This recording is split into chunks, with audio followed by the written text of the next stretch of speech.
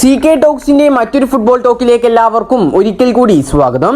നിലവിലേതായാലും ഇപ്പോൾ Kerala Blasters എഫ്സിയുടെ Greek സ്ട്രൈക്കറായ Dimitrios ഡയമൻഡോസിന്റെ ട്രാൻസ്ഫറുമായി അനുബന്ധിച്ചുള്ള 3 അപ്ഡേറ്റുകളാണ് IFT news media ഇപ്പോൾ പുറത്തേക്ക് വിട്ടിട്ടുള്ളത്. ഏതായാലും ദിമിത്രിയോസിന്റെ ട്രാൻസ്ഫർ അപ്ഡേറ്റിലേക്ക് നമുക്ക് കടക്കുന്നതിന് മുമ്പായിട്ട് നിങ്ങൾ ഇതുവരെ ഈ ചാനൽ സബ്സ്ക്രൈബ് ചെയ്തിട്ടില്ല എങ്കിൽ കൂടുതൽ ബ്ലാസ്റ്റേഴ്സ് ISL അപ്ഡേറ്റുകൾ ലഭിക്കുവാൻ വേണ്ടി ഈ ചാനൽ എല്ലാവരും സബ്സ്ക്രൈബ് ചെയ്തു വെക്കാൻ കൂടി ശ്രമിക്കുക. ആദ്യത്തെ ഒരു അപ്ഡേറ്റ് ആയി പറയുന്നത്, നമുക്കറിയാം കുറച്ച് മണിക്കൂറുകൾക്ക് മുമ്പേ തന്നെ ചില മാധ്യമങ്ങൾ റിപ്പോർട്ട് ചെയ്തിട്ടുണ്ടായിരുന്നു ഈസ്റ്റ് ബംഗാൾ എഫ്സി ദിമിത്രിയോസിനെ ഇതിനോടകം തന്നെ സൈനിങ് ചെയ്തു കഴിഞ്ഞു എന്നൊക്കെ. പക്ഷേ ഇതിനോട് എതിർത്തുകൊണ്ടാണ് IFT ന്യൂസ് മീഡിയ ഈ ഒരു റിപ്പോർട്ട് പുറത്തേക്ക് വിട്ടിട്ടുള്ളത്. ഈ ഒരു റിപ്പോർട്ടിൽ പറയുന്നത് ഇതുവരെ ആയിട്ടും ഈസ്റ്റ് ബംഗാൾ എഫ്സിയും ദിമിത്രിയോസ് ഡയമൻഡോസുമായി ഒത്തുചേർന്നിട്ടില്ല എന്നാണ്. അഥവാ അവർ രണ്ടുപേരും കൂടി ഒരു ധാരണയിൽ എത്തിയിട്ടില്ല എന്നാണ് ഇതിന്റെ അർത്ഥം. അതേസമയം മറ്റൊരു അപ്ഡേറ്റ് ആയി പറയുന്നത് ISLിലെ തന്നെ ഒരു വമ്പൻ ക്ലബായ മുംബൈ സിറ്റി എഫ്സിയും ദിമിത്രിയോസിനെ നിലവിൽ സ്വന്തമാക്കാൻ ശ്രമിക്കുന്നുണ്ട് എന്നാണ് IFT ന്യൂസ് മീഡിയ റിപ്പോർട്ടിൽ പറയുന്നത്. നമുക്കറിയാം ജോർജ് പെരേര ഡേസ് ഈ ഒരു സീസൺ അവസാനത്തോടു കൂടി മുംബൈ സിറ്റി എഫ്സി വിടുമെന്ന് ഇപ്പോൾ ഏതാണ്ട് ഉറപ്പായിട്ടുണ്ട്.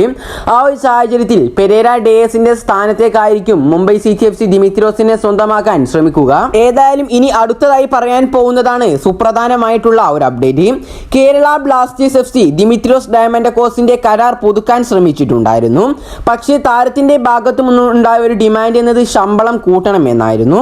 താരത്തിന് 3 കോടിക്ക് മുകളിൽ തന്നെ ശമ്പളം വേണമെന്നാണ് അദ്ദേഹം ആവശ്യപ്പെട്ടിട്ടുള്ളത്, അഥവാ ദിമിത്രിയോസ് ഡയമൻഡോസ് ബ്ലാസ്റ്റേഴ്സിനോട് ആവശ്യപ്പെട്ടിട്ടുള്ളത്.